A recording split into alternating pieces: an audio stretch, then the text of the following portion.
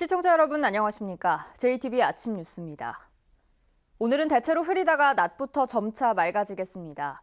아침까지는 산발적으로 빗방울이 떨어지는 곳도 있겠습니다. 오늘 아침 최저기온 전주 15도, 장수 11.5도로 어제보다 2에서 3도가량 높습니다. 한낮 기온은 전주 23도, 익산 22도, 진안은 20도가 예상됩니다. 미세먼지 농도는 보통 수준 보이겠습니다. 주말에는 맑은 날씨가 이어지겠고 기온도 다시 오름세를 보이면서 더워질 전망입니다. 총선을 앞두고 민주당에서 또 당원 명부 유출 논란이 불거졌습니다. 박희승 임순남 지역위원장은 도의원들이 당원 명부를 유출해 다른 총선 입지자에게 넘기려 했다며 경찰에 고발했는데요. 해당 도의원들은 터무니없다는 입장이지만 중앙당은 절차상의 문제를 들어 도당 사무처장을 중징계하고 경질했습니다. 이승환 기자입니다. 민주당 박희승 임순남 지역위원장 측이 오병현 전북도당 사무처장과 강영구 이정린 도의원을 개인정보보호법 위반 혐의로 고발한 것은 지난 13일. 총선을 앞두고 이들이 갖고 있던 남원 지역 14,000여 명의 당원 명단을 확인해서 다른 입지자에게 제공한 것으로 의심하고 있습니다. 중앙당에서는 이 권리당원 명부가 유출된 것은 내년 총선의 경선의 공정성이 심각하게 훼손됐다, 이렇게 보고 있더라고요. 도당은 도의원들에게서 명단을 받아 엿새 동안 중앙당 서버에 한 명 한 명 입력하는 방식으로 권리당원 여부를 확인했습니다. 도의원들은 당원들의 요청으로 확인했을 뿐 명부 유출도 특정 인사 재공설도 터무니없는 억측이라는 입장입니다. 저희들이 갖고 있던 당원 명단을 도당에 정식으로 공문을 접수해서 이분들이 당원으로 계속 유지가 되고 있는지, 당비가 나가고 있는지 이 여부만 저희들이 확인했을 뿐입니다. 중앙당은 하지만 지역위원장의 요청 등 관련 절차를 어겼다면서 도당 사무처장에게 2달의 정직 처분과 함께 경질 조치했습니다. 그 도의원에게 요청이 들어와서 그 부분이 당원이라는 것을 확인을 해준 절차가 당연 당규상 명시가 되어 있는 부분을 위반하였다고 하여 중앙당에서는 인사 조치를 내는 겁니다. 지역위원장이 지역 내 도의원들을 고발한 초유의 상황. 민주당의 지지율이 워낙 높아서 경선 통과가 곧 당선이라는 인식이 한 몫을 한 것으로 보입니다. 총선을 9개월가량 앞두고 민주당 입지자들의 당내 경선 경쟁이 본격화하면서 고소 고발전으로까지 비화하고 있습니다. JTBC 뉴스 이승환입니다. 석산 개발이 끝나면 그 자리를 다시 메워야겠죠. 그런데 최근 논란이 된 완주 비봉의 폐석산에는 복구 대신 폐기물 매립 사업이 허가됐습니다. 지하수가 나오고 있던 것으로 알려졌는데 지하수 위에 폐기물 매립, 당연히 해서는 안 되는 일이었습니다. 오정현 기자의 보도입니다. 새까만 물기를 머금은 흙, 악취가 진동합니다. 산속 15m 깊이에서 캐낸 건데 한눈에 봐도 오염이 의심됩니다. 허용된 돌을 모두 캔 폐석산은 2014년 폐기물 매립장이 됐습니다. 다시 산의 모양을 갖추게 됐지만 이후 곳곳에서 썩은 물이 새고 있는 겁니다. 허가는 14년도 4월 9일 날 나갔고요. 용량은 47만 1,000 세제곱미터. 그만큼 폐기물을 매립할 수 있다. 예. 복구 대신 그 자리에 폐기물 매립 사업을 허가한 건데 이례적인 일이라고 말합니다. 거기다 이제 매립 허가를 받은 건 그 사람들 능력이지. 그러니까 이례적인. 예. 게다가 당시 석산 개발이 끝난 자리엔 지하수도 솟아났던 것으로 알려졌습니다.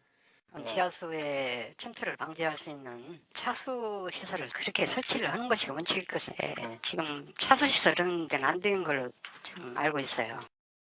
하수 찌꺼기로 만든 고화토를 물 위에 들이부어 문제가 시작된 것으로 추정되는데 고체화가 덜 된 하수 찌꺼기가 물과 닿으며 부패가 시작된 겁니다. 폐석산은 고화토 40만 톤이 묻혀 있는 것으로 알려졌습니다. 복구 대신 폐기물 매립 사업, 그것도 지하수가 솟는 자리에 폐기물을 묻도록 허가한 배경에 대해 설명이 필요해 보입니다. JTBC 뉴스 오정현입니다. 롯데 종합경기장 개발 협약을 놓고 전주시와 시민단체가 충돌했습니다. 시민단체는 전주시와 롯데의 수의계약이 지방계약법을 어긴 위법이라고 강조했지만 전주시는 지방계약법이 아닌 외국인 투자 촉진법을 적용하기 때문에 문제가 없다고 맞섰습니다. 김철 기자입니다. 민주사회를 위한 변호사 모임 즉 민변이 전주시와 롯데의 종합경기장 개발 협약은 해제가 가능하다고 주장했습니다. 일반적인 계약 해제는 어렵지만 전주시와 롯데를 도급 계약으로 볼 경우 민법 제673조에 따라 전주시가 롯데쇼핑에게 손해를 배상한 뒤 계약을 해제할 수 있다는 겁니다. 민변은 또 롯데가 야구장과 육상경기장을 지어 전주시에 기부 체납하는 2012년 계약과 컨벤션 센터와 호텔을 기부 체납하는 2019년 계약은 전혀 다르다고 봤습니다. 따라서 전혀 다른 사업을 추진하면서 롯데를 새로운 계약의 당사자로 삼는 건 수의계약을 제한하는 지방계약법 취지에도 어긋난 부당행위라고 해석했습니다. 민변에게 법률 자문을 구한 시민단체는 전주시가 롯데와 개발 협약을 체결하면 지방계약법을 어기는 셈이라며 곧바로 법적 조치를 밟기로 했습니다. 이것을 계속 별다른 절차 없이 진행하는 것은 위법입니다. 아직 그 위법 행위를 하지 않아서 저희가 검찰에 고발하거나 그러지 못하고 있는 건데 그게 실행에 옮기는 순간 저희들은 바로 검찰에 고발할 예정입니다. 그러나 전주시의 주장은 다릅니다. 도급 계약은 주로 건설사끼리 이루어지므로 행정과 건설사의 관계인 전주시와 롯데는 도급 계약으로 볼 수 없고 따라서 협약 해지도 불가능하다는 겁니다.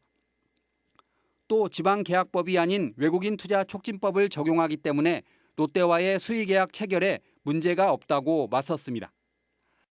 새로 적용하는 사업에 대해서 새로운 법을 적용하는데 저희가 위법사항이 있다거나 그러지는 않다는 것이죠. 지방계약법을 적용하지 않고 외투법을 적용해서 수의계약으로 가고자 한다는 것입니다. 지방계약법을 적용하면 대규모 공사인 전주시와 롯데의 수의계약은 불가능해 종합경기장 개발이 무산되지만 반대로 외국인 투자 촉진법을 적용할 경우 수의계약이 가능해 개발 절차를 밟게 됩니다. 따라서 시민단체가 전주시를 고발할 경우 법원이 어느 법을 적용하느냐에 따라 종합경기장의 개발 운명이 좌우될 것으로 보입니다. JTB 뉴스 김철우입니다. 새 주인을 찾아 재가동을 준비하고 있는 한국잼 군산공장과 달리 군산조선소는 재가동 계획조차 나오지 않고 있습니다. 견디다 못한 협력업체들이 이달 말까지 정부와 현대중공업이 군산조선소 재가동 계획을 밝히지 않으면 소송을 진행하겠다고 밝혔습니다. 송창용 기자입니다. 현대중공업 군산조선소가 문을 닫은 건 지난 2017년 7월입니다. 군산에 하나밖에 없는 대형 조선소가 문을 닫으면서 86개에 이르던 협력업체는 24개까지 줄었습니다. 남아있는 업체들도 점점 고사되고 있는 실정입니다. 견디다 못한 군산조선소 협력업체들이 국회를 찾아 정부와 현대중공업에 군산조선소 재가동에 대한 명확한 입장 표명을 촉구했습니다.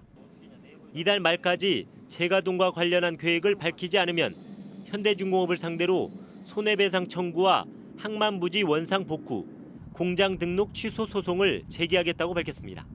현대중공업의 군산조선소 재가동 문제에 대해 사회 협력업체들과 지역민들에 대한 희망 고문은 그만하고 재가동을 할 건지 말 건지 명확한 입장 표명을 촉구합니다. 기자회견에 함께 나선 정의당 국회의원도 정부가 군산조선소 협력업체 어려움을 외면하고 있다며 대책 마련을 촉구했습니다. 지난 4월 산업경쟁강화 관계장관 회의를 통해 발표한 조선산업 활력제고 방안에서도 거대 조선소의 결정에 따라 생사를 오가는 중소기업들의 문제에 대한 대책은 전혀 찾아볼 수가 없었습니다.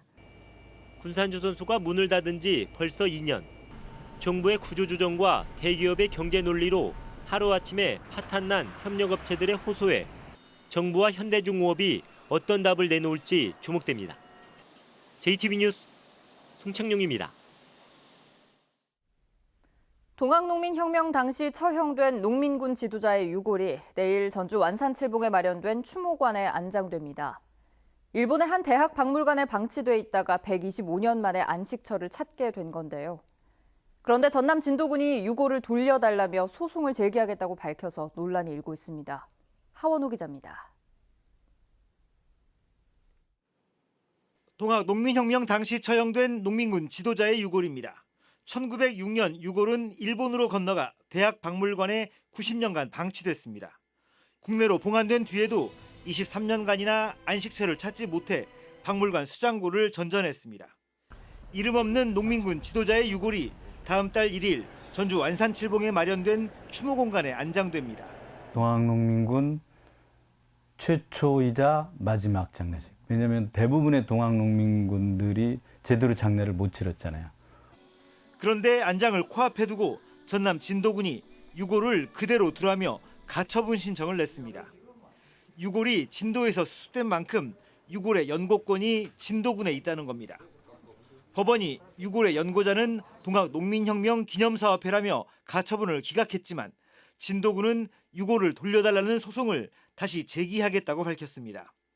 유골에 대한 신원 확인이 아직까지 명백하게 누구인지까지는 안 밝혀졌거든요. 그리고 후손들도 이제 찾아줘야 될 것 같고. 하지만 그동안 별다른 관심을 보이지 않았던 진도군이 과연 그럴 자격이 있냐는 지적이 나오고 있습니다. 동학농민혁명 기념사업회가 지난 2001년과 2005년 진도군에 유골을 안장해달라고 2차례나 요청했지만 진도군은 이를 받아들이지 않았습니다. 우여곡절 끝에 겨우 안식처를 찾은 농민군 지도자의 유골을 놓고 법정 다툼에 나선 진도군에 곱지 않은 시선이 쏟아지고 있습니다. JTB 뉴스 하원호입니다. 전기버스와 소형 전기차를 만드는 중소기업 4곳이 새만금에 공장을 짓습니다. 협력업체 10여 곳도 투자할 예정이라고 해서 군산과 새만금이 전기차 생산 기지로 떠오르고 있습니다. 권대성 기자입니다.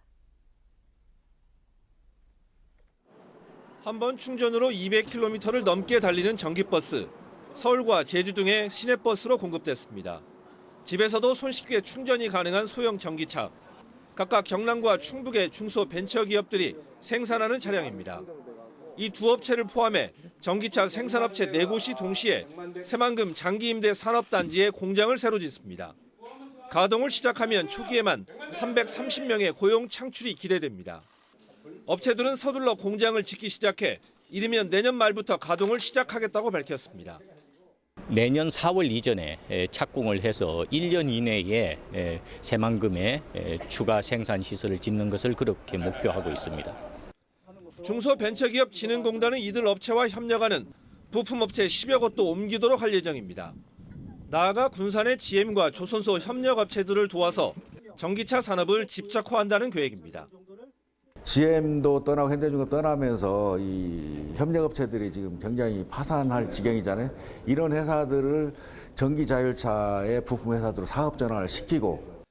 전라북도는 전기차 산업 생태계가 빠르게 뿌리 내리도록 상생형 일자리 사업을 추진하고 있습니다. 민관산학 협의가 절차대로 이루어지면서 일자리 또 자동차 산업의 새로운 혁신 동시에 이루어낼 것입니다. GM 군산 공장을 인수한 MS 오토텍, 중국 업체와 손잡은 나노스 등도 전기차 생산 계획을 내놨습니다. 군산과 새만금을 중심으로 전북이 상용차에 이어 전기차 생산 기지로 기대감을 높이고 있습니다. JTB 뉴스 권대성입니다. 무주군이 치매 국가 책임제 시행에 발맞춰 마을 2곳을 치매 안심마을로 정했습니다. 순창구는 농작물의 병해충 피해를 최대 30%까지 줄여주는 미생물 2종을 발굴했습니다. 나금동 기자입니다. 무주군이 안성면 외당마을과 분안면 가정마을을 치매 안심마을로 지정했습니다. 이들 마을에서는 매주 2차례 치매 예방 프로그램이 운영되고 치매 안심센터 직원이 가정을 방문해 검진과 교육도 실시합니다. 해당 마을뿐 아니라 관내 전 마을과 기관, 단체 등도 찾아가 치매 인식 개선 사업을 통해서 치매 친화적인 무주군이 되도록 하겠습니다. 순창군 농업기술센터가 발효식품과 토양에서 농작물 병해충을 억제하고 작물의 생육을 돕는 기능성 미생물 2종을 발굴했습니다. 이 미생물은 고추 탄저병과 시드름병을 30%가량 줄여주는 것으로 나타났습니다. 농업 미생물을 사용하면은 작물의 생산성을 향상시킬 뿐만 아니라 토양의 비옥도를 높이고 작물의 건강하게 키울 수 있는 효과가 있습니다. 임실군 옥정호 순환도로에 붉은 장미가 만개해 관광객들을 유혹하고 있습니다. 총 12km의 옥정호 순환도로에는 만여 그루가 넘는 덩굴장미가 심어져 있고 한국관광공사의 아름다운 도로 100선에 꼽히기도 했습니다. 오는 7월 고창사랑 상품권 발행에 앞서 고창군과 한국조폐공사, 지역 금융기관들이 상품권 판매와 관리에 힘을 모기로 했습니다.